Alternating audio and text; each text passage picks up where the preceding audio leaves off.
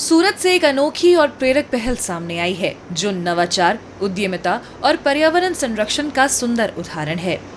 युवा इंजीनियर और उद्यमी रविराज देसाई अपने पारिवारिक कॉटन यार्न बिजनेस और जूस कारोबार के साथ अब वेस्ट टू वेल्थ मिशन के तहत नई दिशा में काम कर रहे हैं।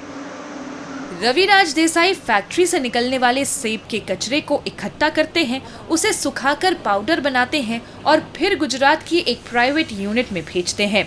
वहां इस पाउडर को रेजिन के साथ मिलाकर ऐसा चमड़ा बनाया जाता है जो दिखने और छूने में बिल्कुल असली जैसा लगता है, लेकिन इसमें किसी जानवर को नुकसान नहीं पहुंचता और ये पर्यावरण के लिए भी सुरक्षित होता है।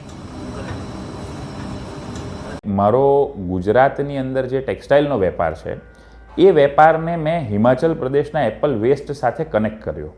ए कनेक्ट करीने त्यानुं वेस्ट हूँ सूरत लाव्यो। सूरत लावीने मैं जे कोटेड टेक्सटाइल इंडस्ट्री है ए कोटेड टेक्सटाइल इंडस्ट्रीनी अंदर आ वेस्टमांथी बनावेला पाउडरने मिक्स करीने एप्पल लेधर डेवलप कर्युं।